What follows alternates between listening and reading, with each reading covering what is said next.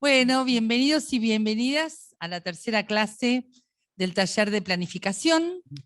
Una experiencia de la que estamos muy conformes, les queremos decir, muy conformes, y que tiene esta característica que recién comentaba Lorena, que es que no todas las clases son bimodales. Entonces, sobre todo a ustedes que están aquí, les recordamos que mañana todos entramos por Zoom. Cualquier dificultad que tengan para entrar al Zoom, porque quizás ustedes no estén tan acostumbrados, primero les recomiendo intentarlo 15 minutos antes, 20 minutos antes. Y cualquier dificultad le avisan al mail que no están pudiendo entrar y rápidamente lo resolvemos. ¿Sí? Y tal como dijo Lorena, la semana que viene también, creo que el viernes es virtual, confirmámelo Lorena, y el sábado es una clase asincrónica, que es una prueba para el Patria. Ya hemos hecho otras pruebas, pero es una prueba de, teniendo en cuenta que hay un feriado particular, que es un fin de semana particular, el 8, el sábado 8, la clase ustedes la van a poder tomar en cualquier horario. Pero además estuvimos desafiadas, lo digo en femenino porque quienes hacemos la pedagogía de esta plataforma somos todas mujeres, estuvimos desafiadas a que fuera una clase entretenida, que la pudieran hacer solos y solas, que les resultara cómoda y que alimentara el foro y sus aprendizajes. Así que no les cuento más, porque estamos muy contentas con cómo está quedando, pero en principio lo más importante, después por correo todo se les avisa, lo más importante, mañana que nadie aparezca por acá, porque va a encontrar todo cerrado. Bueno, muy bien. Me está acompañando en este momento y en esta clase Federico Nasif. Él es sociólogo, dije bien. Sí, ha hecho un posgrado en temas referidos a las tecnologías y se está doctorando en temas referidos al desarrollo económico. Y ha tomado un tema muy particular bajo su estudio, digamos, ha puesto el foco de sus estudios en el litio. Así que ahora les vamos a contar, ¿podremos cerrar la puerta? Gracias.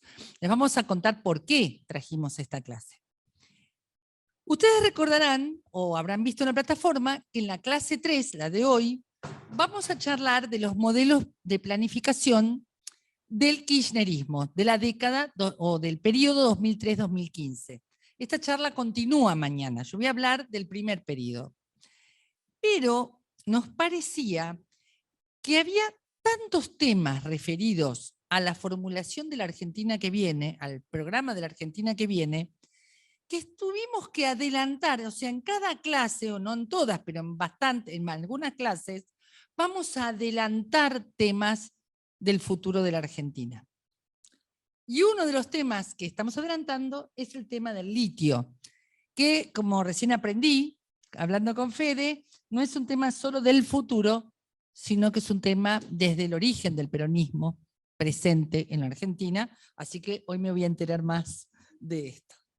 Entonces, si les parece, me tomo unos minutos para contarles sobre el modelo planificador del kirchnerismo y le damos la palabra a Federico. Luego vamos a hacer, si te parece Lorena, vos lo moderás desde allá, haríamos preguntas a Federico, allí que se pongan en el chat y vos Lorena las lees, o Judith, como ustedes definan, hacemos algunas preguntas acá y después vamos a un trabajo, como hacemos siempre, un trabajo en dos grupos en el Zoom y en un grupo aquí con todos los que están aquí. En primer lugar, les quiero contar que la crisis del 2001, lo que fueron las jornadas del 19 y 20 de diciembre del 2001, fue un aprendizaje muy traumático respecto de la planificación estratégica. Si hasta ese momento ya se hablaba de la crisis en la que habían entrado los planes del gobierno normativos, rígidos, todo estalló por los aires. Cualquier documento escrito hasta ese momento acerca de lo que tenía que suceder en la Argentina durante el 2002, 2003, 2004, por supuesto fueron papeles que hubo que romper. Nada servía. De hecho, muchos de ustedes recordarán que el largo plazo para la Argentina se medía en días, en semanas, o sea, no sabíamos qué iba a pasar al día siguiente y al otro día. Hablar de un mes en la Argentina del 2002 era algo imposible de pensar. La planificación normativa, tal como la conocíamos, fue sepultada por la crisis del 2001. Fue un aprendizaje con mucho dolor. Por supuesto, la sucesión de presidencias de aquel periodo, el rol que tuvo el Congreso, lograron, digamos, dibujar un escenario sorprendente que termina, y yo me voy a quedar ahí nada más porque prefiero hablar de eso, que termina con la asunción de Néstor Kirchner como presidente de la Nación, ya lo conocemos, Cristina lo ha contado muchas veces, con más desempleo que votos. ¿Sí? ¿Qué empieza a ocurrir en materia de planificación? Ocurren dos cosas al mismo tiempo que parecen contradictorias, pero no lo son. Hay un principio que se cumple de la planificación a rajatabla y que cambia el escenario completamente. La decisión política y planificadora se vuelve a sentar en el sillón de Rivadavia. Este es el gran cambio. Entonces, mientras el sujeto planificador del desarrollismo se sentaba en las oficinas de planificación y le decía al decisor político lo que tenía que hacer, mientras en el neoliberalismo los organismos internacionales de crédito le decían a los presidentes, te presto la plata bajo esta condición, a partir de la asunción de Néstor Kirchner, la decisión volvió a sentarse en el sillón de Rivadavia. Y este no es un dato menor. Porque hay una fama dando vueltas, una leyenda dando vueltas, de que Kirchner no planificaba, de que era desordenado, ¿no? Unido a los mocasines, al traje desabrochado, a la libretita. Bueno, señoras y señores, les cuento que el principio fundamental de un proyecto de gobierno, que es la decisión, tan comentada, tanto por Oscar Barsavsky aquí en la Argentina, como por Carlos Mactus, se cumple a rajatabla con Néstor Kirchner. De hecho, voy a hacer solo este comentario respecto de esto, hay muchos ejemplos que podría dar. De hecho, una de las personas que él sienta en el sillón de Rivadavia, a poco de asumir, es a Juan Carlos Libraga, el fusilado que vive, reponiendo toda la historia del peronismo y la tragedia del peronismo en el sillón de Rivadavia. Mientras que, años después, un presidente que prefiero no nombrar sienta a un perro. Lo recordarán. Lo segundo que sucede es que aparece la estrategia en primer lugar por sobre el momento normativo. Es decir, mientras los planes normativos escribían documentos prolijos sobre lo que había que hacer y no contaban con un momento estratégico, un momento táctico para darle viabilidad a ese plan, lo primero que aparece en Néstor Kirchner es el cálculo de viabilidad. Otra vez, Barsavsky ya lo había dicho en la década del 60, Carlos Mactus, década del 70 y década del 80. Es muy lindo lo que tenemos pensado hacer, pero a esto hay que darle viabilidad. O aquella famosa frase de Norberto Galasso, que me la han escuchado decir muchas veces, no solo hay que tener razón, también hay que tener poder, hay que poder hacer esto que decimos.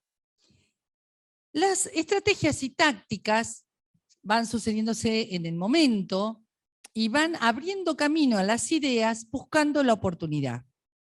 Por lo tanto, el plan deja de confundirse con un documento escrito y pasa a ser una conversación política.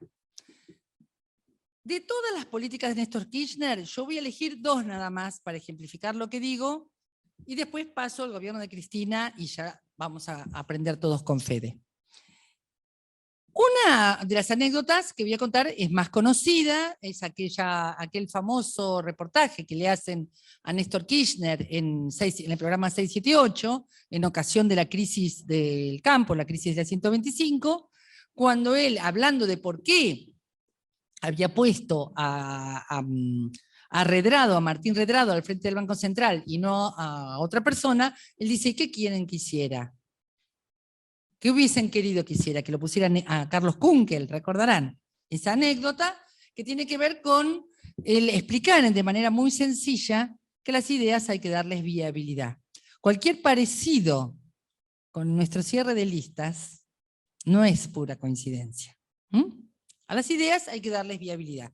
Esa anécdota es más conocida. La que voy a contar ahora es menos conocida. Él no hacía gala de contar sus tácticas, sus estrategias, más bien al contrario, era un hombre de silencios y de secretos, no secretos espurios, no secretos de las cuestiones de Estado, secretos en el sentido del buen jugador de truco, del buen jugador del juego social, ¿no? Que sabe que hay cosas que mejor que queden sin decir. Y tienen que ver con la anulación de las leyes de punto final y obediencia debida. Esa anulación no fue magia. Esa anulación tuvo un camino de viabilidad que tenía que ver con el temor que tenían los militares argentinos de ser extraditados y juzgados en España. Esto fue al principio un run dentro de las Fuerzas Armadas y finalmente se convirtió en una preocupación que las Fuerzas Armadas le expresaron a sus superiores y sus superiores a Néstor Kirchner. En una conversación, que incluso no recuerdo bien, pero creo que fue hasta en un viaje en avión, en un vuelo en avión, Néstor propone, diciendo que bueno, que sí, que la verdad que era atendible esa preocupación por ser juzgados afuera del país, que él lo que podía hacer era ofrecerles las garantías de ser juzgados aquí en su propia patria. Por razones que tendrán que ver con su poder de convencimiento, y muchas otras, que algún día lo sabremos mejor, o alguien, muchos otros sabrán mejor que yo, aceptan esta proposición de Néstor Kirchner, y allí se desencadena la anulación de estas dos leyes.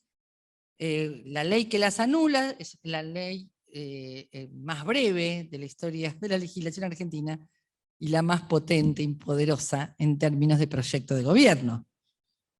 Yo no sé si hubieran tenido el diario del lunes, si hubieran vuelto a hacer esa negociación, digamos, si no hubiesen preferido ir a España con Baltasar Garzón. ¿Pero por qué lo comento? Porque si no, uno parece que él había escrito en un papel prolijo, anular la ley de obediencia debida, anular la ley de punto final. Y estaba escrito en el papel, él era presidente y sucedía. No, este es el juego. Esta conversación que les estoy comentando fue el plan. Quienes sí escribieron en forma de solicitado un plan fue el Círculo Rojo, a través de cámaras empresarias, que prácticamente le escribieron un acta de rendición, una suerte de plan de gobierno en el diario Nación, que por supuesto Néstor Kirchner no obedeció por este regreso que les comento de la decisión al sillón de Rivadavia. Hay muchas otras anécdotas sobre esto, pero ¿qué quiero comentar con esto? Quien les diga que Néstor Kirchner no tenía un plan, primero se olvida de aquella famosa frase también, no voy a dejar mis convicciones en la puerta de la Casa Rosada. Y segundo, está pensando o está analizando el plan de gobierno de Néstor Kirchner con enfoque normativo tradicional clásico. Quien lee la gobernación, la presidencia de Néstor Kirchner con enfoque estratégico, el plan se lee solito. Así que aprendamos a leer los planes, haya o no haya documento de plan. Ustedes recordarán que el plan más potente, más contundente que tuvo el tercer gobierno peronista fue el único no escrito. ¿Se acuerdan que se les conté? El de José López Rega. Bien, con un signo contrario, a favor del pueblo y no a favor de oscuros intereses, con un signo contrario, Néstor Kirchner tuvo un plan, lo llevó adelante, le abrió la viabilidad, le abrió el camino a ese plan, no necesariamente en términos de documentos publicados y anillados, como decíamos en mi época, ¿no? Editados, publicados en forma de planes libro. Cristina se encuentra también con situaciones turbulentas, muchas referidas al rechazo que provocaba una mujer presidenta, una serie de turbulencias que tenían que ver con que ya el Círculo Rojo estaba bastante preocupado acerca de que la soberanía ya estaba en el sillón de Rivadavia, y solo comentarles esto. A partir de lo que fue el conflicto de la 125 y a partir de la apuesta que hace Cristina, tanto a la actuación del Congreso como después a la creación del Ministerio de Agricultura y Ganadería, el año 2010 fue un año de una suerte de estabilización, de reconocimiento de los proyectos del kirchnerismo. De hecho, las fiestas del Bicentenario fueron fiestas que asombraron a propios extraños en materia de reconocimiento social a esa celebración. Y a partir de allí sí empiezan a aparecer planes más en los formatos más conocidos. El que quiero nombrar, hay varios, pueden encontrar en varios ministerios, me gusta nombrar siempre el plan agroalimentario del recientemente creado, en aquel momento, Ministerio de Agricultura, que surge de mesas de negociación del por entonces ministro Julián Domínguez, que esperó más de 6 horas en su secretaría privada a De Angeli en la Federación Agraria de Entre Ríos, en la secretaría privada de De Angeli. Esperó 6 horas el ministro de la Nación. Y de aquella conversación nace aquel plan que fue desactivando aquella bomba que nos habían dejado. Después hay una evaluación de Cristina de aquel periodo que ha hecho en los últimos discursos, que es muy interesante, pero me gusta quedarme con la idea de que ese plan, ahí estuvieron referentes de la planificación de la talla de Gustavo Blutman, Isidoro Feldman. Me gusta pensar qué valor tuvo realmente un método planificador participativo, con mesas de trabajo con todos los sectores, en la desactivación del conflicto de la 125, y un reconocimiento especial a Julián Domínguez, que abrió ese juego, le dio viabilidad a ese juego planificador como conversación social. Yo no quiero contarles mucho más. Mañana a la mañana vamos a seguir con una invitada sorpresa, mañana la van a ver. Mañana vamos a seguir hablando de esta década y de estas políticas públicas. Yo prefiero dejarle el tiempo a Fede y contarle que la verdad que sé, no sé si estoy hablando por todos y todas, pero yo sé muy poco del tema del litio, del tema de por qué es un recurso tan valioso, por qué está tan buscado. Así que si querés comenzar contándonos ¿qué pasado tiene nuestro país ese recurso? ¿Cuál es su presente? ¿Por qué hay tanto conflicto o se conversa tanto sobre el litio en este momento? Y bueno, todo lo que nos quieras contar, y en todo caso, a partir de lo que nos cuentes, te iremos haciendo preguntas. ¿Te parece? Bueno, ¿qué tal? Muchas gracias. No sé si se pueden proyectar unas brevísimas... Pedirle a Lorena, que está allí. Sí, ahí pongo en Sí. pantalla. Solo para ordenar un poquito la conversación, son solo 4. Tenía preparado muchísimas, estamos acostumbrados siempre a hacer exposiciones con un montón de gráficos y cosas, porque si no en el mundo académico pareciera que no se es contundente, pero en esta modalidad, que por supuesto la prefiero, mucho más amena, más entretenida, vamos a mostrar algunas filminas que las pensé, son 4 nada más, en función de esta conversación que propone Claudia.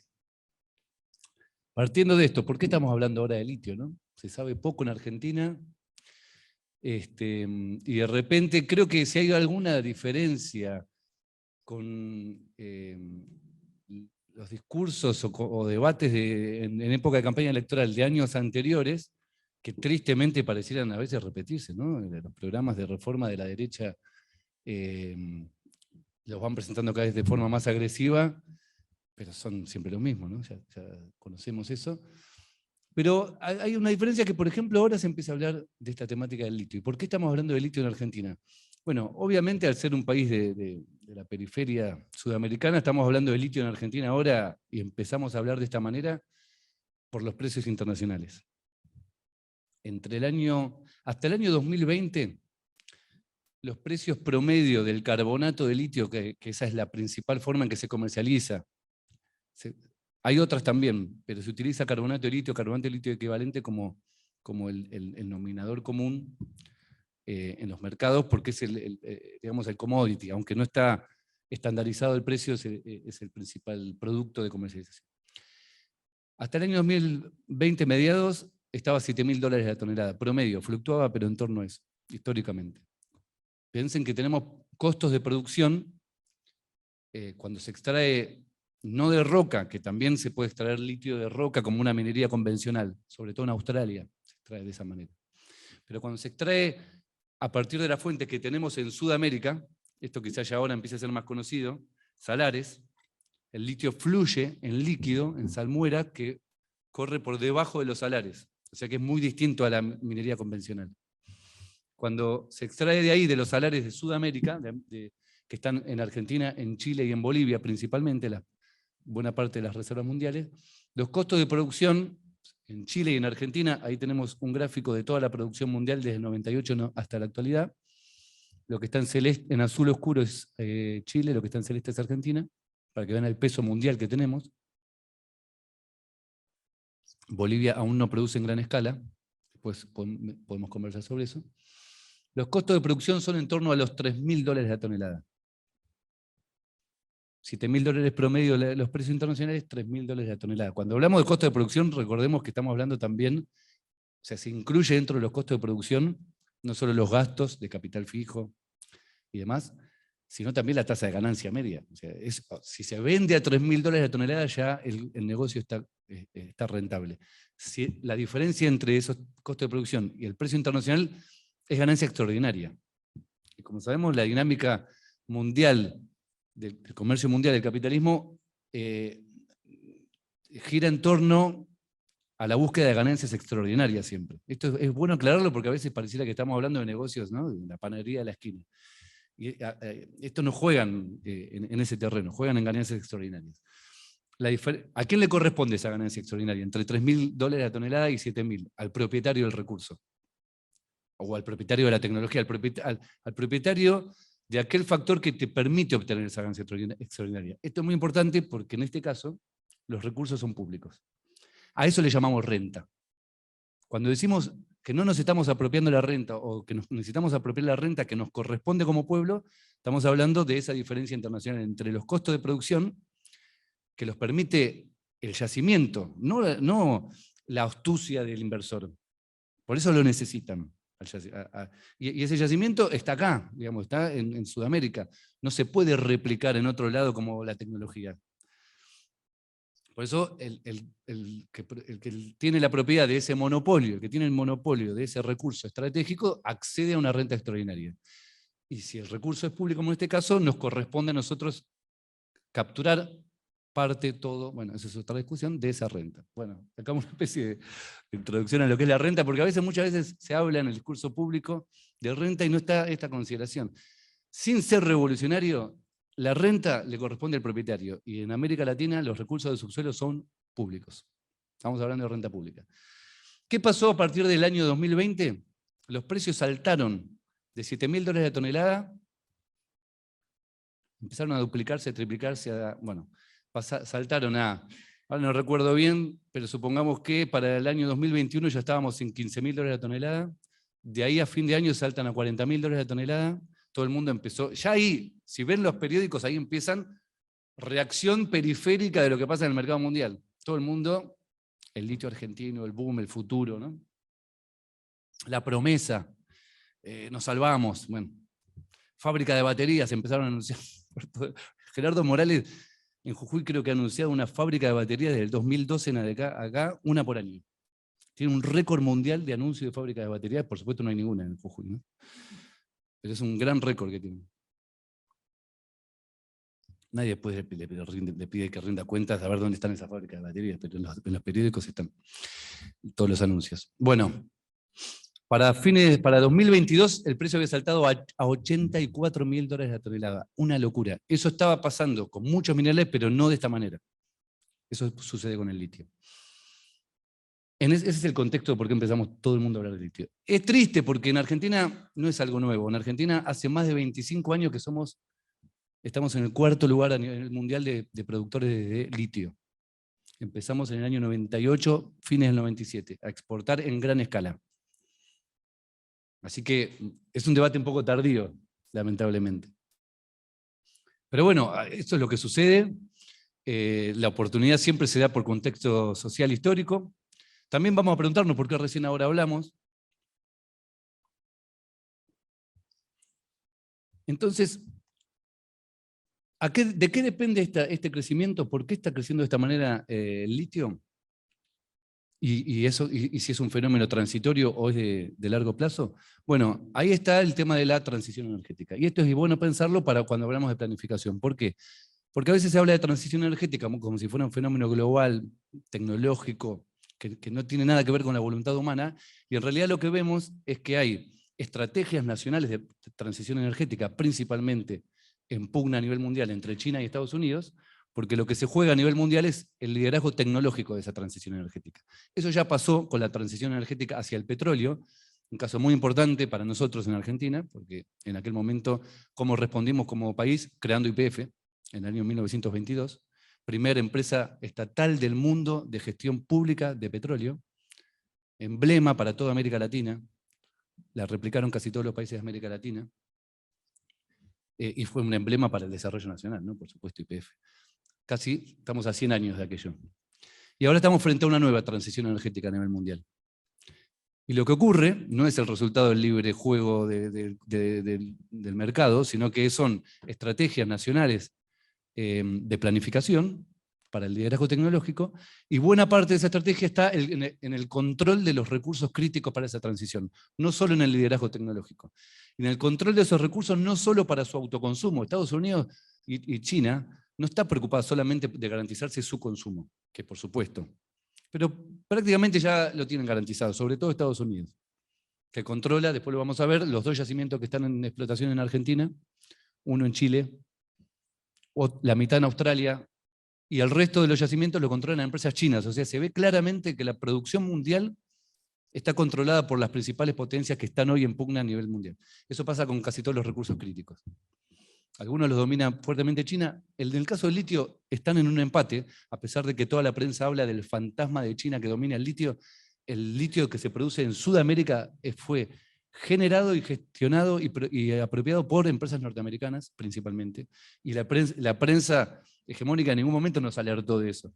No decían, vienen Estados Unidos a ocupar nuestros salarios. Eso ocurrió y lo aplaudieron. Ahora que vienen empresas chinas, es como un fantasma recorre América Latina, ¿no? China. Todavía China hoy no está en explotación. Recién ahora en Argentina se está poniendo en marcha el 3er proyecto que tenemos en el país, y esa es una empresa china. Pero para ver el mercado mundial, lo interesante es ver que las contradicciones de lo que está ocurriendo a nivel mundial con la transición son enormes, porque, por ejemplo, la producción de Australia, que es el principal país, está dominada por una empresa china que tiene la mitad, que comparte la producción, la propiedad con una empresa norteamericana, juntas. Lo mismo pasa en Chile, o sea, hay un puñado de 5 empresas a nivel mundial, de las cuales creo que hay un empate, porque tenemos Albemarle, que está en Chile, y tienen explotación en Estados Unidos y en Australia, norteamericana. Después tenemos la que controla los 2 yacimientos en Argentina, que ahora acaba de cambiar de nombre, van cambiando de nombre, ¿no?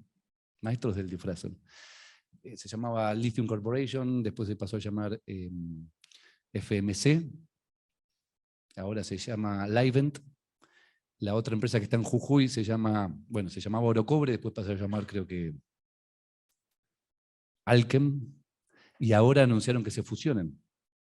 Y se llama Newco, norteamericana, con inversión de Toyota en Japón. O sea, un puñado de empresas, son 5, controlan el mercado mundial. Y Ganfeng y Tianqi de China. Y tal es el monopolio ese que incluso, esto les decía, hay una empresa, por ejemplo, en Australia que la comparten mitad y mitad China y Estados Unidos. Un gran problema ahí. Interesante. Entonces, tanto el litio como las tierras raras, el coltán, que también en Argentina tenemos reservas de eso, todavía no hay en explotación, se están disputando a nivel mundial y la presión avanza y avanza. Así que este es el contexto mundial. Ahora podemos pasar a la siguiente filmina. Cualquier cosa me interrumpen, ¿eh? Y vamos a ver la particularidad de Argentina. Porque la manera en que se discute Argentina no es lo mismo que está pasando en Chile y en Bolivia. Son modelos totalmente distintos en los tres países. Y básicamente hay una diferencia por la cual en Argentina estamos discutiendo de esta manera y tan... bueno, ¿cómo somos en Argentina? ¿No? Tan radicalmente, de repente aparece una discusión y nos enfrentamos por esto. Lo que ocurre en Argentina con esto es muy curioso en el debate público que yo estoy notando. Es que por primera vez desde nuestro sector político empezamos a nombrarlo. Empezamos a nombrarlo y a decir lo que es obvio que tenemos que decir: hay que recuperar la soberanía sobre el litio. Porque está en el ADN y en las banderas del movimiento nacional y popular, recuperar la soberanía. Y lo que ocurre por parte de la derecha, pasan dos cosas. Por un lado, al interior del propio frente sabemos que hay sectores que no quieren recuperar esa soberanía, que insisten en mantener la legislación tal cual como está, que ahora la vamos a revisar. Y por otra parte está la derecha, que viene con una actitud muy agresiva, proponiendo reformas drásticas en todos los planos, reforma laboral, o sea, están en una actitud ellos de proponer reformas muy amenazantes, pero en este caso el litio, si ustedes ven las declaraciones, dicen: no, hay que dejar tal cual como está perfecto esto. Esto se diseñó en los años 90, estamos contentos, funciona, de repente esto lo aplauden. Llamativo. Vamos a ver qué sucede, porque es muy distinto a lo que pasa en Bolivia y en Chile, principalmente no tanto por la producción de litio, la explotación del yacimiento, sino, creo yo, esta es la hipótesis, la propuesta, porque el marco normativo argentino permite la compraventa de yacimientos, libremente como cualquier mercancía. Eso no sucede en Bolivia ni en Chile. Tampoco ahora en México, que también descubrieron reservas y ya lo declararon recurso estratégico. O sea que cuando hablamos de recurso estratégico no es simplemente una declaración en el aire. En derecho minero, del recurso estratégico es sustraerlo de la legislación normal, de la legislación ordinaria, para poder acceder a un recurso vía concesión minera, sustraerlo desde ahí porque es estratégico y disponerlo para la planificación. En Argentina, como eso no sucede, se aceleran los negocios inmobiliarios. Yo creo que ahí está el problema. No por la explotación de litio, que son inversiones que llevan 10, 20 años, sino que con estos precios que yo les comenté, imagínense cómo se aceleran los negocios de compraventa. Yo tengo la propiedad de una concesión minera, está mi nombre, la puedo vender, y cuando suben los precios la vendo a 100 veces más de lo que la compré. Veamos. Hay dos formas de comprender cómo funciona un régimen minero o un sistema de derecho minero. Esto lo propone un gran jurista, Vildósola Fuenzalida, chileno, que fue asesor de Allende, olvidado en el ambiente minero, y es una eminencia indiscutible. Y tiene un voluminoso trabajo que está publicado ahí en CEPAL, con toda la tradición del derecho minero latinoamericano. Y ahí él propone, hay dos formas, ¿no? Uno es la propiedad o atribución del dominio de los recursos mineros, esto del quién es en última instancia el propietario. Y dos, el vínculo con el modo de acceso de usufructo, o sea, cómo puedo yo acceder, cómo se dispone para la producción de ese recurso. En Argentina tenemos leyes de fondo, ya sabemos, Constitución Nacional, reformada en 1994. Hay que decir que esta Constitución en realidad fue reformada, pero es la Constitución de 1853-60. Tengo entendido que es la constitución más antigua de América Latina, todavía del periodo ultraliberal del siglo XIX, y ya sabemos que la única constitución digna del siglo XX, por haber asimilado todos los derechos sociales, fue la del año 49, que se borró del mapa, y no hemos vuelto a impulsarla. ¿Qué dice la Constitución del año 94? La reforma. Corresponde a las provincias el dominio originario de los recursos naturales existentes en su territorio.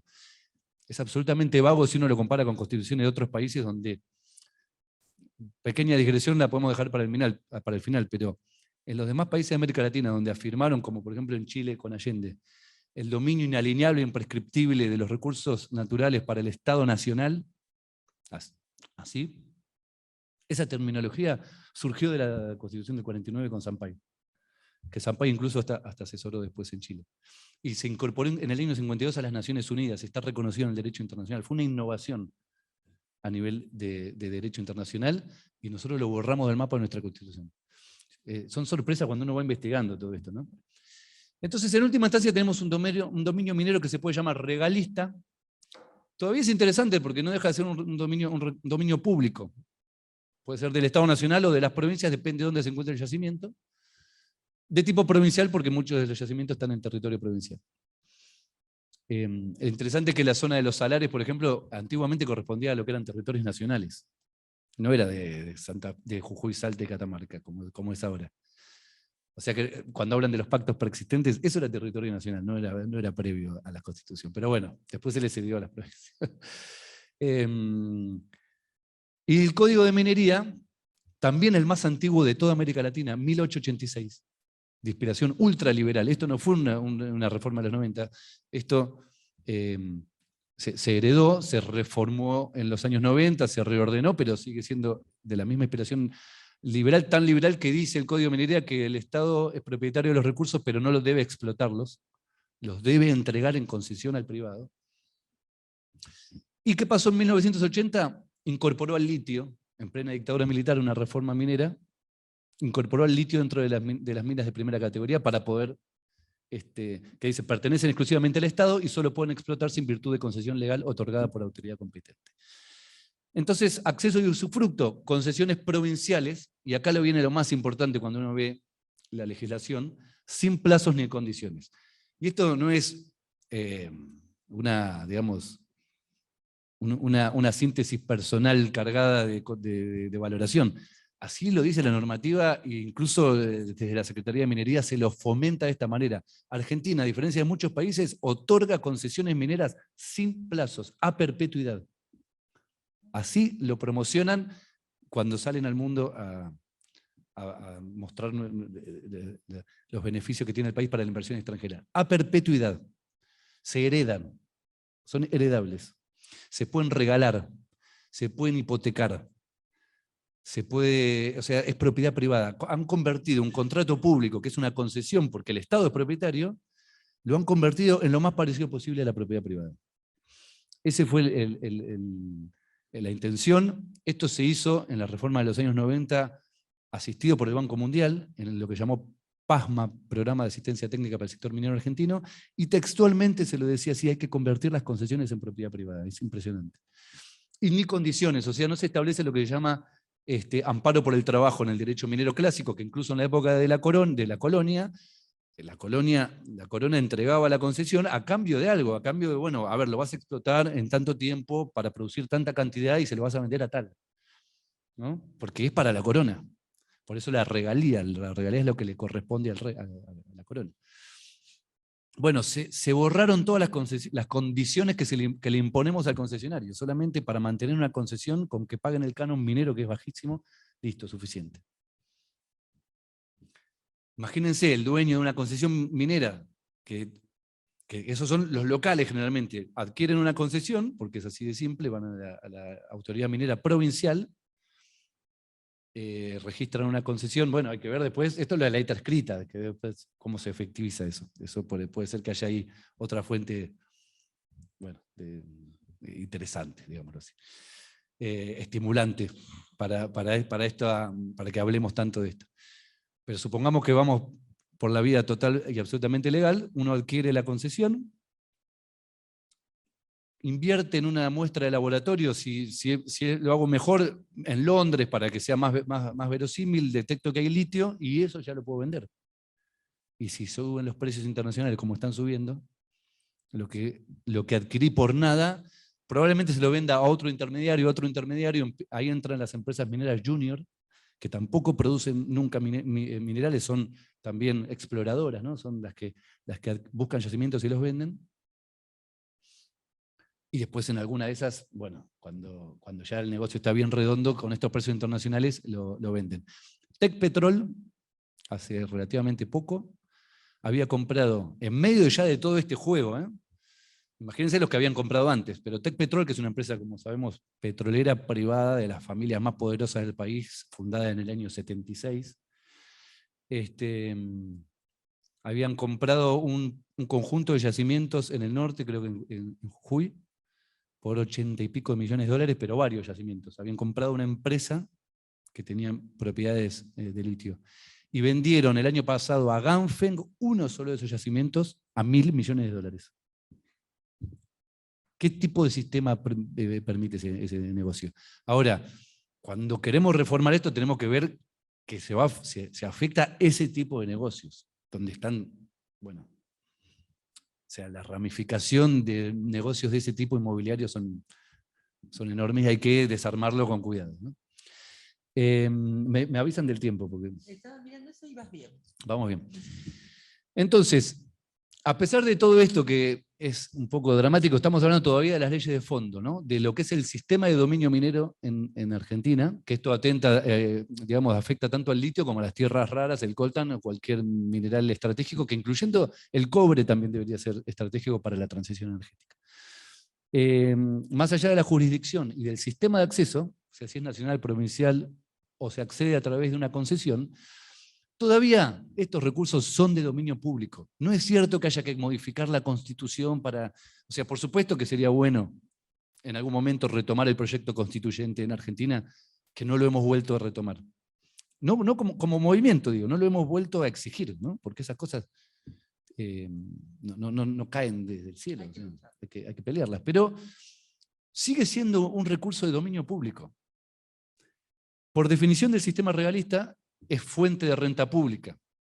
Ahora vamos a ver qué pasa con esto, con el resto de la normativa, pero si nos pagan regalías es porque es un recurso público, si no, no pagarían regalías.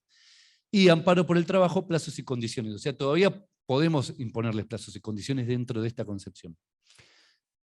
Modificando después alguna ley, por supuesto, pero no las leyes de fondo. Con estas leyes de fondo es un recurso público. Bien.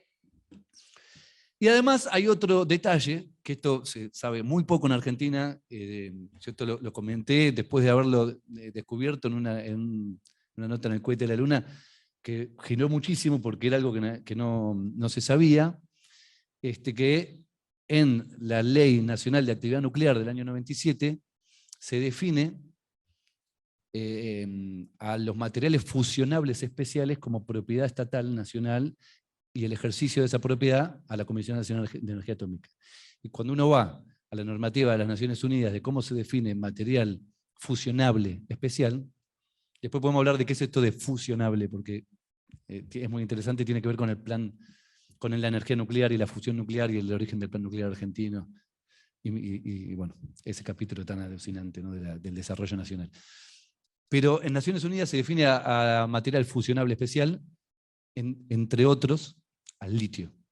Y lo define muy claramente, muy claramente. Así que por normativa de la Ley Nacional de Actividad Nuclear hay una contradicción normativa, y ahí ya también está claro que en realidad, la normativa dice, después la podemos leer, dice algo así como la propiedad y sobre los materiales fusionables nucleares que se produzcan en el país le pertenece a la Comisión Nacional de Energía Nuclear.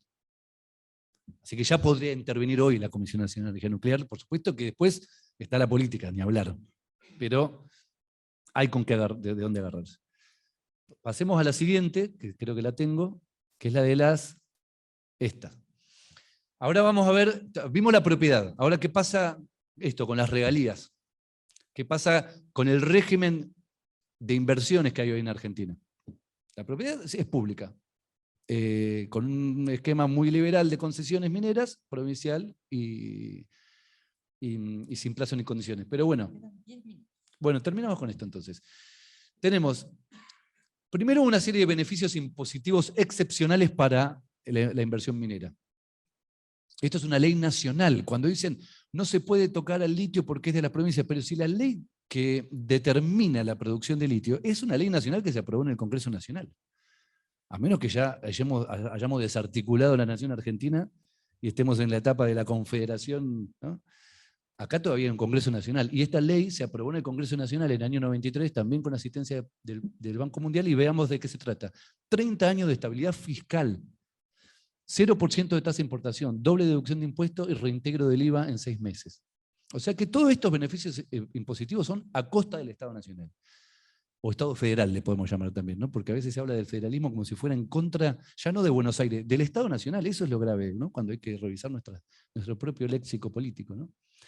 Y además hay un régimen especial para exportaciones que fue derogado por el ministro Sergio Massa en diciembre de 2022, después de muchas presiones, porque claro, en medio de la crisis fiscal, somos muchos los que estamos en la temática del litio, hay un foro del litio, reunión y demás. Bueno, y de alguna manera creo yo que hace tanto que venimos con la temática que se logró mostrar que esto, o sea, además de todo esto se les reintegraba el 5% de las exportaciones a los exportadores. Es como, bueno, o sea, encima le estamos pagando por superior a lo que deja la minería. Y después tenemos renta pública limitada. ¿Por qué lo pongo de esta manera? Porque la única captación de renta que tenemos en Argentina es el cobro de regalías. Cuando las empresas mineras hablan de que además pagan impuestos a las ganancias, que ahí vemos lo que pagan, ¿no? O que generan empleo, ¿no? La vieja discusión, generamos empleo. Generar empleo, que encima no genera mucho cada unidad productiva, pero de cualquier manera, la generación de empleo o el pago del resto de impuestos es lo que hace cualquier unidad productiva. Desde la panadería de la esquina, una empresa metalmecánica. Es decir, por eso no hay que aplaudirlos, eso es una obligación legal. La renta está en lo que tienen que pagar extraordinario, porque a ellos, a diferencia del resto de las empresas, les dimos un recurso absolutamente extraordinario que no lo consiguen en otro lugar del mundo. Por eso hablamos de renta. Ellos quieren contabilizar todo lo que ofrecen, ¿no? Un comercio de ropa en el 11 que emplea mucha más gente y nadie les está aplaudiendo por el empleo que generan. Nada más generan empleos. Las empresas ganan dinero. Es el empleo el que genera a las empresas, ¿no? Cómo invierten las cosas. Pero bueno, lo único que tenemos que contabilizar cuando dicen qué nos dejan es la regalía. No se puede contabilizar otra cosa, porque es lo que pagan por haberles cedido un recurso estratégico. Por la ley de inversiones mineras, dice, las provincias que adhieran al régimen de la presente ley y que perciban regalías o decidan percibir, no podrán cobrar un porcentaje superior al 3% sobre el valor de boca mina del mineral extraído. Díganme si a ustedes les parece que esta es una ley federal o que respete la autonomía provincial como defienden los gobernadores y gobernadoras o algunos gobernadores, salvo en La Rioja. ¿Les parece que esto es federal? Ni siquiera, además, como está redactada, no podrán cobrar un porcentaje, les prohíbe subir la regalía. Estos defienden los... ¿Cómo? O sea, yo lo que quiero decir es, ¿pueden defender en público esto? ¿Con qué argumento? Afectan los intereses de las provincias, pero si queremos cambiar eso, para que puedan aumentar las regalías, ¿qué es lo que están defendiendo? Bueno, limita a los estados provinciales. Si estamos con el tiempo límite, ya está, podemos cortarlo acá, me hacen preguntas. No siempre fue esta la historia argentina. Ahí tenemos un cuadro comparado con lo que pasa en Bolivia y en Chile. En los dos países es recurso estratégico. Chile, ultra neoliberal, Bolivia, modelo nacional, pero en los dos países es recurso estratégico. Ahí hay una primacía de la voluntad del Estado para definir una política. Es decir, con esto cierro, ¿no? No se trata de proponer una utopía inalcanzable. Estamos hablando de cosas que ya hicimos en la Argentina cuando creamos YPF, que recordemos, YPF cuando se lo crea, se sustrae al petróleo del Código de Minería. Se lo declara estratégico, se lo saca del Código de Minería y se crea YPF, que se llamó Yacimientos Petrolíferos Fiscales. Modelo en toda América Latina. Y además esto ya lo han hecho en Bolivia y en Chile. Digamos, recurso estratégico. No es una revolución ni una guerra civil, es un recurso estratégico. Y para terminar, digamos, un factor elemental de los estados nacionales para hacer planificación y desarrollarse. La posibilidad de definir recursos estratégicos y disponerlos para planes de desarrollo. Primero, muchas gracias. Muchas gracias, Fede. ¿No les resultó claro? ¿No? Aprendí un montón, no sé ustedes por allá. Pero sí, si les parece, yo voy a hacer una preguntita inicial y si les parece, Lorena, que allá por el Zoom vayan haciendo preguntas en el chat y vos las reúnas en dos preguntas y aquí abrimos a 2 preguntas. Entonces, una mía, 2 aquí del grupo de aquí, ya vamos, y 2 del Zoom, ¿sí? La Bien. mía, solo si te puedes tomar unos minutitos, muy brevemente, porque me dejaste la curiosidad, para contar por qué nos decís que el litio ya estuvo en la planificación peronista. Esa es mi pregunta. ¿Querés hacerla ahora o cómo querés hacer? Bueno, empecemos, vamos a contarnos, les cuento, ese PowerPoint, que va a ser mi machete de acá en adelante en toda la campaña, no sé el de ustedes, mi machete es mirar esta clase de nuevo varias veces y tener ese machete, lo vamos a subir al aula, lo vamos a subir a la clase, esa presentación. Pero si te parece, unos minutitos para que nos cuentes por qué me dijiste hace un ratito que el litio formó parte de la planificación peronista. Y después te pasamos el micrófono a vos. ¿Alguna otra pregunta? Listo, ya tenemos las dos de aquí, las dos preguntas de sala, mientras preparan las dos preguntas del chat. Fede. Bueno, sin mis machetes de presentación, vamos a responder brevemente, porque es interesantísimo cuando se mete en la historia, ¿no? Gran diferencia con lo que pasa en Bolivia y en Chile. Yo me dediqué siempre a comparar esos tres países. En Argentina empezamos antes a hablar sobre litio, en realidad, mucho antes que esos países. ¿Y por qué? Cuando uno descubre, empieza a ver, en Argentina se producía litio en roca, no en salares, desde los años 30. San Luis, pequeña escala, o sea, era el modelo opuesto a lo que tenemos ahora, era pequeña escala, principalmente para el mercado interno, se usaba en grasas, aleaciones, el desarrollo nacional, ¿no? Y lo que sobraba se exportaba. Ese es un modelo de desarrollo endógeno, clásico. La minería, sabemos, se desarrolla en Argentina, a diferencia de Chile, de Bolivia. Argentina nunca fue un país minero exportador grande, y se empieza a desarrollar gradualmente, a pesar de ese código minera ultraliberal, se empieza a desarrollar de forma opuesta a lo que proponía el código de minería, que es minería de baja escala y gran presencia estatal. Se empieza a llenar de excepciones ese código de minería, y ahí entra fabricaciones militares. Dirección General de Fabricaciones Militares, entre otras, pero esa fue una empresa que tanto para abastecerse en el desarrollo de municiones y de armamentos, como para muchas otras cosas, ¿no? Hizo fabricaciones militares, hizo emprendimientos mineros. Bien, esto explica una parte, pero después, ¿por qué litio? ¿Cómo es que la Argentina se adelantó a esto del litio? Bueno, está un personaje interesantísimo que es Catalano, que fue secretario de Minería de Ilia en los años 60, un emblema del desarrollo nacional. Él fue el pionero en la exploración de los salares. Todos los salares argentinos empezó él con la exploración. En los años 60 publica un libro que se llama Borio, Beririo y Litio, y ahí dice, el litio es una fuente de energía del futuro, etc. Paralelamente, también la Comisión Nacional de Energía Nuclear tiene informes de aquella época sobre los yacimientos que estaban en explotación y las reservas sin explotación de litio. Principalmente interesados en la cuestión nuclear. ¿Por qué? Porque el litio, rebobinemos un poco, ¿por qué la Argentina hablando de la cuestión nuclear? Por el plan nuclear argentino. Que a mí me encanta eso porque yo hice Ciencia, Tecnología y Sociedad.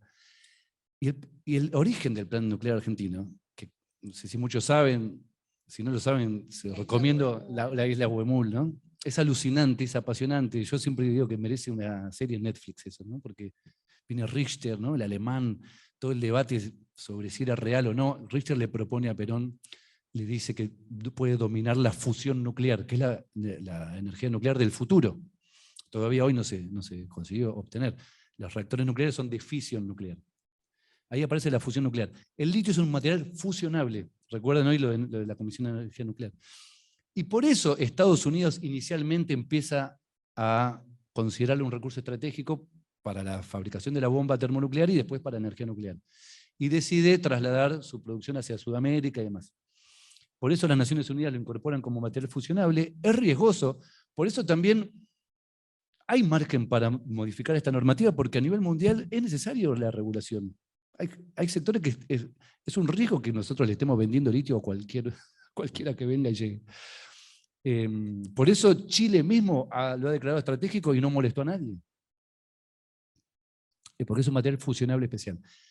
Y entonces con esa, dentro del plan nuclear argentino, teníamos a Catalano desde la Secretaría de Energía y de la Dirección General de Fabricaciones Militares interesados en esto. Cuando se detecta por el plan dentro de un gran plan geológico nacional de fabricaciones militares y del sistema Servicio Geológico Nacional, que se explora todo el país, se detectan los salares, que ya había explorado Catalano, se declara el plan salares, se exploran más a profundidad y se detecta ahí que el salar del hombre muerto era el más rico, pero se detectan todos los principales salares ricos en litio. En los años 70 ya estamos hablando. Para el año 73, la Dirección General de Fabricaciones Militares ya había identificado, ya había asumido la propiedad de ese yacimiento era de fabricaciones militares y había empezado a hacer las primeras técnicas de viabilidad y desarrollo del emprendimiento. Después vino la dictadura militar.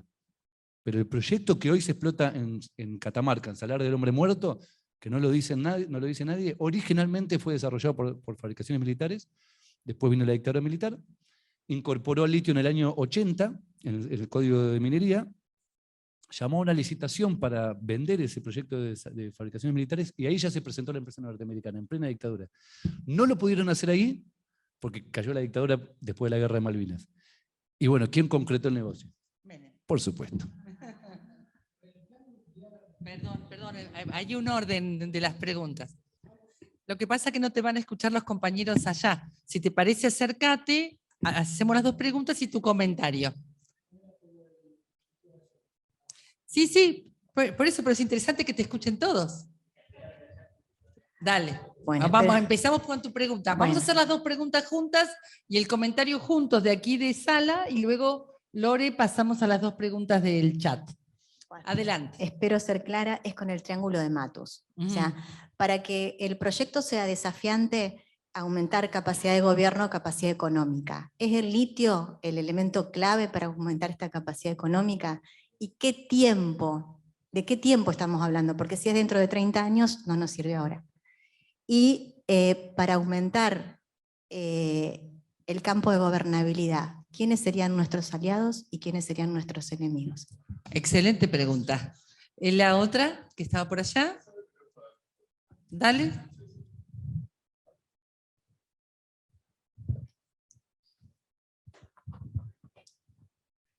No, yo lo que le quería preguntar era si con lo del plan nuclear argentino es que se da origen al Instituto Balseiro.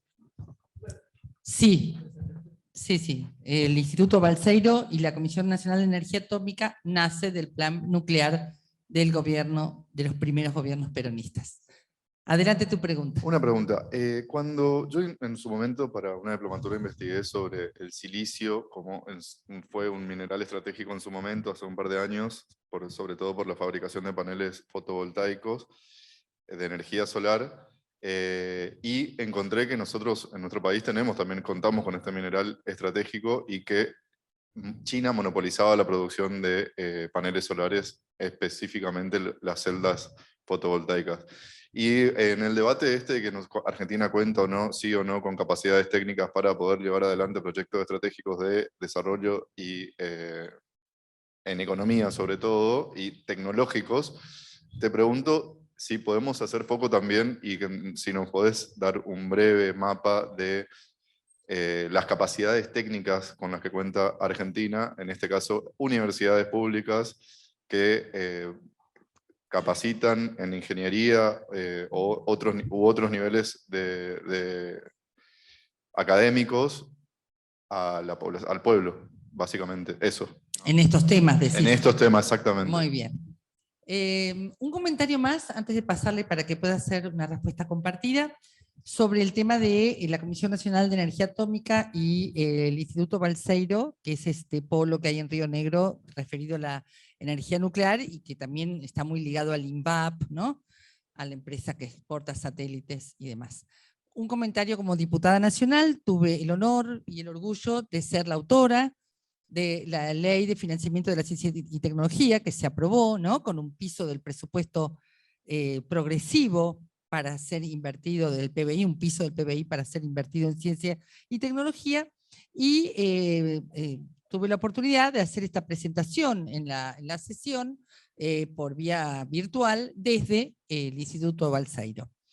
Y lo más importante que creo que tenemos que saber los peronistas es que aquella leyenda que nos hizo ser el hazmerreír de digamos, de la sociedad a través de los medios de desinformación respecto de cuál fue qué pasó con la presencia de Richter, su presencia en espacios secretos, en ámbitos secretos, en construcciones secretas en la isla Huemul, del Nahuel Huapi, casi diciendo que era todo irrisorio, que todo eso había sido un mal chiste, bueno, ¿no? Como burlándose de la capacidad de Juan Domingo Perón para pensar esa línea de política pública, terminó en todo esto, ¿no? INVAP, Instituto Balseiro, Comisión Nacional de Energía Atómica, y la principal desconcentración de un polo científico-tecnológico de la Argentina, que salvo este polo en Río Negro, todo lo demás se concentra básicamente en Ciudad de Buenos Aires y Gran Buenos Aires. Lo comento porque quienes vamos a tener que esclarecer sobre estas cosas somos nosotros.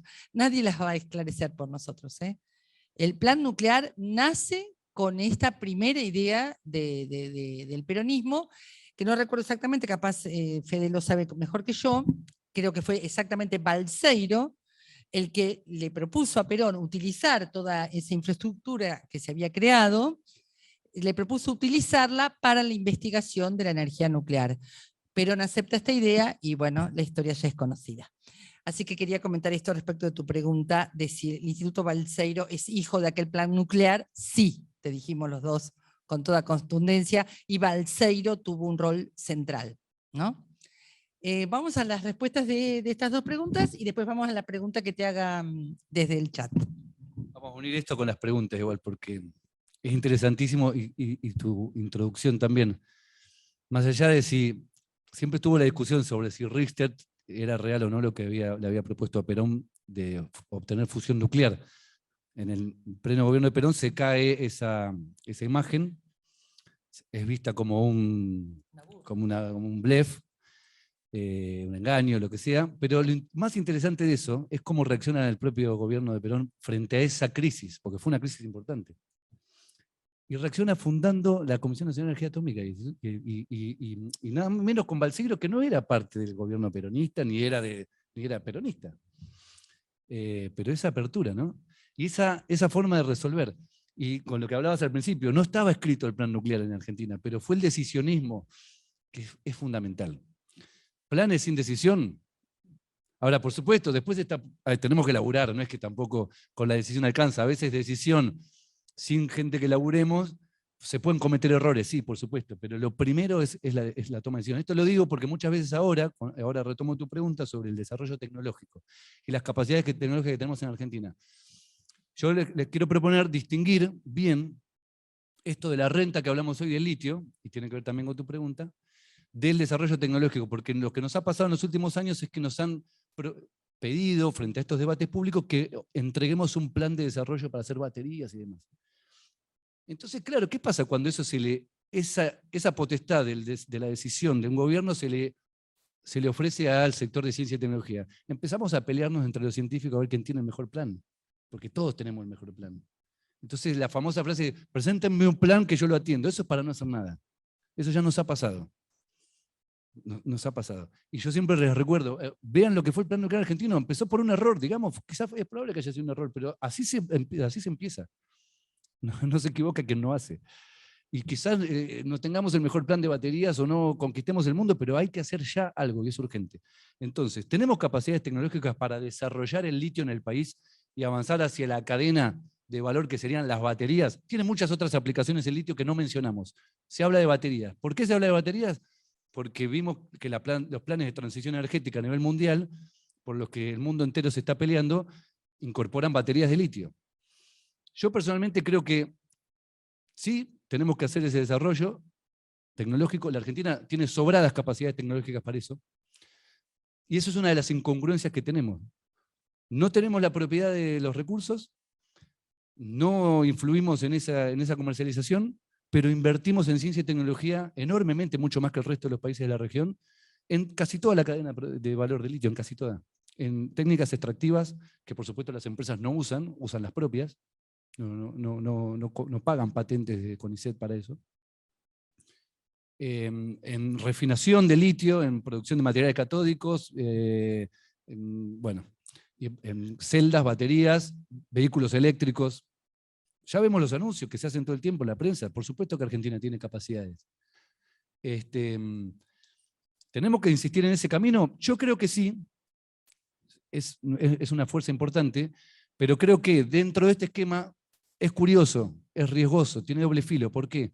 Por la pregunta que hizo la compañera de la viabilidad económica. Hoy por hoy, la fuente de ganancia extraordinaria para nuestros países sigue siendo la materia prima. La de ganancia extraordinaria. ¿Qué quiero decir con esto? Que si necesitamos dinero para refinanciar el Estado, el dinero no está en la venta de baterías, no para nosotros, jamás vamos a ganar dinero ahí. Yo con esto no quiero decir que no haya que hacer baterías. Quiero decirle que no le vamos a vender baterías a Tesla, ni a Toyota, ni a nadie, porque ellos hacen sus propias baterías y jamás van a modificar esa situación. Definen sus propios estándares de calidad. A ver, son los dueños de esas grandes cadenas globales de valor.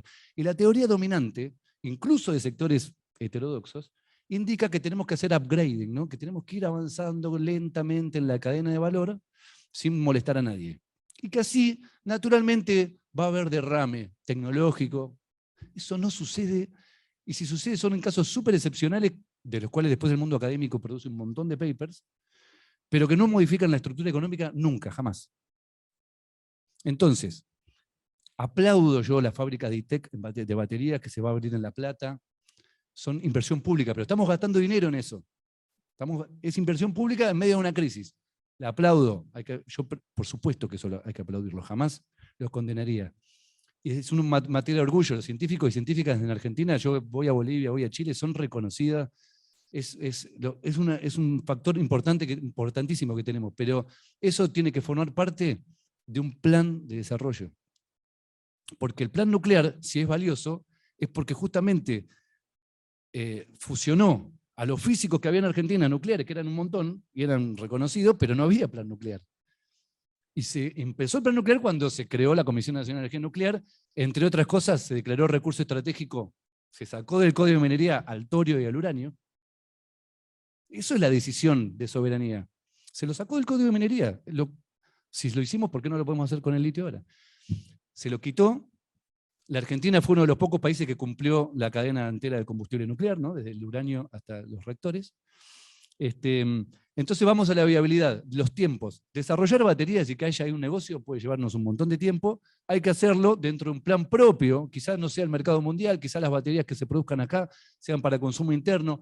No nos vamos a llenar de dinero ahí. Y venderlo.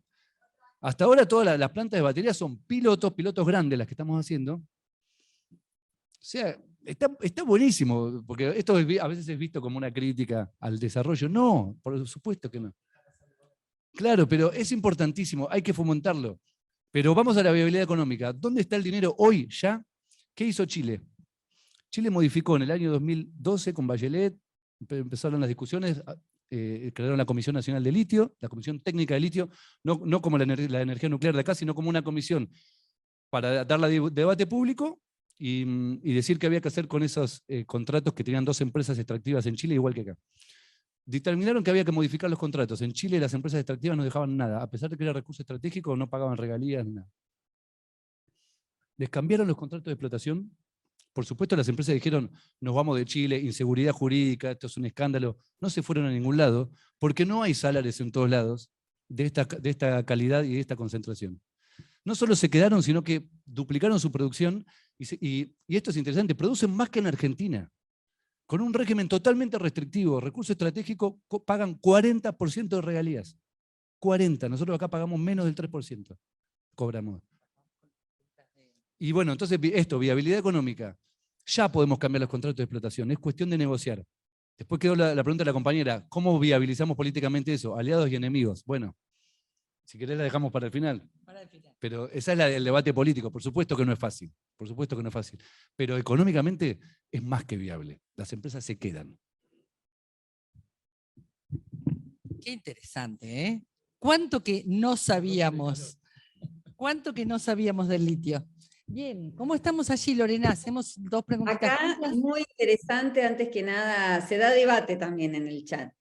Antes que nada, decirle a Federico que han expresado todos los compañeros, los más de 60 compañeros que están conectados en el chat, que agradecen su explicación clara, Bueno, hay muchos mensajes de agradecimiento en ese sentido. Por otro lado, varias preguntas. Voy a tratar de... Bueno, voy a ser injusta porque son pocas las que hay que hacer, pero sí voy a tratar ¿Y de... te parece, Lorena, cuando después grabe el chat, Mari, las preguntas que no haya podido responder Federico, incluida la tuya, que recién levantaste la mano, pero mi idea es seguir con la dinámica de la clase, se las pasamos a Federico y Federico después nos envía respuestas? Lo hemos hecho otras veces en los cursos, así que para que te quedes tranquila, hacemos así. Bien.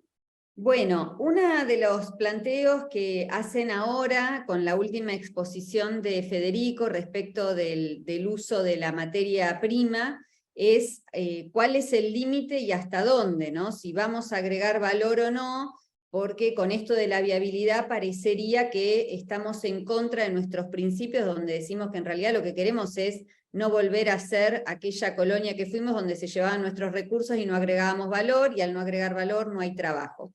Esto un poco para plantear que hay contraargumentaciones y tensión respecto de lo que acabas de mencionar, Federico, que algunos están planteando esto en el chat. Por otro lado, una de las preguntas es si dentro de los costos que vos decías está incluido el costo de remediación ambiental que deben tener las empresas. Por otro lado, si la modificación de la Constitución de Jujuy tiene algún vínculo directo con esto del litio o no, y cuál sería el punto de encuentro o lo que tiene relación directa. Después, otra de las cuestiones es cuál sería la agenda que viene, ¿no? Si es necesario tener una empresa estatal, pensando ya en una planificación, en incorporar al litio en nuestro plan de gobierno, si es necesaria una empresa estatal, más allá de que sea o no declarado como un recurso, como un bien estratégico, bueno, cómo eso va a redundar o no en una mejora de la calidad de vida de la gente que vive cerca del lugar donde está el recurso, porque claramente esto no sucede, ¿no? Son sociedades en general muy pobres, donde hay recursos de este tipo, sucede con el petróleo y sucede ahora con el litio, y cómo se hace para que eso mejore una calidad de vida. Bueno, esto es como un resumen de las preguntas que han planteado. Gracias. ¿Voy directo? Bueno, muchísimas gracias por tanto. Bueno. Siento en un programa, en un talk show.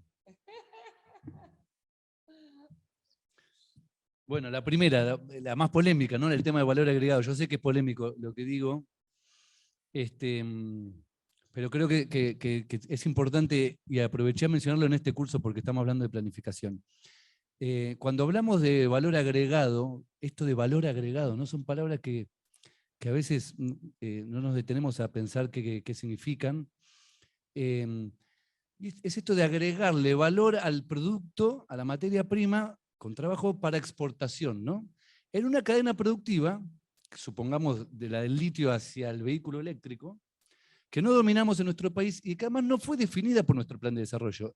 El desarrollo de la electromovilidad con este tipo de baterías y demás fue definido por planes de desarrollo en otros países.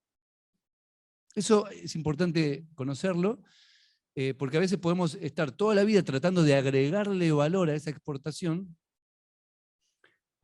cuando el que le agrega valor es la empresa generalmente privada que va vendiendo algo que es más caro. Hay que ver después cómo ese valor se desarrolla o se derrama en el resto de la sociedad. Entonces yo prefiero hablar en los términos más clásicos de industrialización y sustitución de importaciones. Ahí ya no tiene tanto que ver el famoso valor que estamos hablando de encarecer el producto en el mercado mundial. Si hablamos de mercado mundial, de verdad, difícilmente podamos obtener ganancias extraordinarias como país vendiendo, en este caso, baterías de litio. Puede desarrollarse cuando uno desarrolla un sector por sustitución de importaciones, un sector industrial como fue el nuclear, que se produce energía eléctrica para el país, sector nuclear. Por eso se desarrolló, no para agregarle valor a las exportaciones. Ahora, cuando se desarrolla el sector nuclear, ¿podemos después, a partir de ahí, desarrollar tecnología de exportación? Sí. Sí, por supuesto que se puede. Se va derivando. Ahí sí hay un fenómeno virtuoso de entramado industrial, pero que fue definido en un plan de desarrollo endógeno. Entonces, eso por un lado. Creo que si Argentina define su propio plan de desarrollo, de transición energética, que sería un eje fundamental para el desarrollo nacional, al igual que fue la transición hacia el petróleo, entender que estamos frente a una nueva transición energética, necesitamos una nueva figura, como fue YPF, pero de energías renovables, que es otra lógica, porque la propiedad sobre, sobre esa energía es distinta, son energías renovables. Hay compañeros que están trabajando esto, en los equipos técnicos incluso. Yo me baso en ellos. Diego Roger es uno, no sé si lo han escuchado, se los recomiendo. Tiene trabajado un plan de desarrollo en función de la transición energética, aprovechando fuentes propias, las nuestras que tenemos. O sea, ¿qué quiero decir? No transición energética en respuesta a los imperativos del cambio climático que nos imponen del centro industrializado. Que está bien, por supuesto, somos ambientalistas todos, pero esos son esquemas de transición energética definidos por sus propios planes de desarrollo e intereses, obviamente. Definamos nuestro propio plan de transición energética. Tenemos fuentes de energía renovable, tenemos capacidades tecnológicas, hay que alinear todas esas políticas. Y la propuesta sería una especie de empresa estatal de tecnologías para la transición energética. Ahí tenemos Simsa, ¿no? Con las torres eólicas y demás. Y reivindicar todo esto. Y dejar de importar digamos, paneles chinos, qué sé yo. Bueno, eso por un lado. Los costos ambientales, si están incorporados. Bueno, perdón, completo esta pregunta con lo que le había dicho la compañera. Cuando yo digo de dominar el sector extractivo, estoy hablando solamente cuando hablamos de litio. El resto es el resto de la cadena productiva. No hay que pensarlo desde el litio hasta el vehículo eléctrico. Yo propongo pensarlo. Ahora porque estamos hablando de litio, recursos estratégicos, pero si lo pensamos desde el Plan Nacional de Transición Energética, hay que ver qué tecnologías hay que desarrollar y en función de eso, qué recursos tenemos. Tenemos litio, tenemos cobre, tenemos tierras raras, tenemos muchas otras cosas. Entonces no es la cadena del litio. Eso es una ilusión. Lo que son sectores estratégicos que tenemos que desarrollar como país. Y ahí en función de eso, qué recursos tenemos. Volvamos al litio, que es lo que nos convoca. Podemos hoy dominar la técnica extractiva, eso nos va a dar fuerza a nivel mundial, porque somos un jugador importante como exportadores de litio, y eso es poder. Y también tiene tecnología, también tiene innovación tecnológica, extracción directa de litio, y se están peleando todos por desarrollar esas patentes. Argentina tiene científicos de CONICET, Ernesto Calvo en Quimae, Victoria Flexer en Jujuy, han desarrollado ese tipo de nuevas técnicas extractivas. Es muy valioso eso. Lo que pasa es que tenés que ejercer la propiedad para hacerlos valer. Además tenés un poder económico como exportador, si recuperás ese poder. Y encima, mucho más urgente, refinanciar el Estado. 40% cobran en Chile. Bueno. Costos ambientales, no, generalmente, claro, en los costos productivos que yo mencioné, para las empresas no están contemplados por lo que yo les decía, que la legislación argentina no les exige prácticamente nada en comparación con otros países, les exige muy poco ambientalmente, así que por supuesto no está incorporado en los costos ambientales. Quizás si incorporáramos los costos ambientales, que sí es importante, suba el costo productivo. Y eso no es un problema con estos precios internacionales, por supuesto que no. Lo que quiero decir con la cuestión ambiental es lo siguiente. La recuperación de la soberanía es fundamental tanto para el ambientalismo como para el desarrollismo. Porque si nosotros queremos proteger los salares, con esta legislación es imposible. Entonces la recuperación de la soberanía es fundamental para la democracia y tener un debate público. ¿Qué hacemos con nuestros salarios? Y si hay sectores que democráticamente, no en una consulta que hace la empresa de manera unilateral, democráticamente se resisten por un montón de situaciones que sean comprensibles y se aprueba y se vota una consulta efectiva, yo creo que está bien, hay que conservarlo. Pero eso, para ejercer ese derecho, también es necesaria la soberanía. Así que la soberanía es el principio de la política. Seguir discutiendo sobre el litio sin la soberanía es discusión teórica. Costos ambientales. Jujuy Reforma sí, está inspirada en esto, en la aceleración de los negocios inmobiliarios. Esto quiero aclararlo, no es lo que necesita necesariamente la producción de litio de la empresa productiva, que generalmente se queda aunque ejerzas la soberanía, se van a quedar porque son negocios. Lo que está detrás de la reforma en Jujuy son los negocios inmobiliarios. Ahí juegan el gobernador, su entramado, juegan todos en el negocio inmobiliario, en la compraventa de yacimientos. Digo, para discutir frente al supuesto estás en contra del desarrollo. Ellos están a favor del negocio financiero, especulativo, inmobiliario. Eso es lo que defienden con esta reforma, la posibilidad de desalojar gente, comunidades sobre territorios que se pueden comprar y vender, imagínense. Y empresa estatal, sí, por supuesto. Yo creo que el modelo, por lo menos, a ver, el de Bolivia, que es un modelo 100% estatal, con empresa 100% estatal, es interesantísimo. Pero acá ya tenemos 2 empresas extractivas produciendo, entonces es muy difícil ya volver a ese punto cero. Creo que lo de Chile es un modelo interesante para nosotros. Crear una empresa estatal, exigirle a las empresas que modifiquen, que pasen las concesiones a contratos y hacer alianza de la empresa estatal con las empresas extractivas que están hoy explotando, con el 51% para el Estado argentino. Creo que eso es de mínima, eso no es radicalismo o revolución, que ya quisiera, ¿no? Lo que hizo Bolivia en el año 52, expropiación de toda la minería y empresa estatal. Eso es una revolución. Esto es una reforma, 51% para el Estado, ha pasado muchas veces en la historia.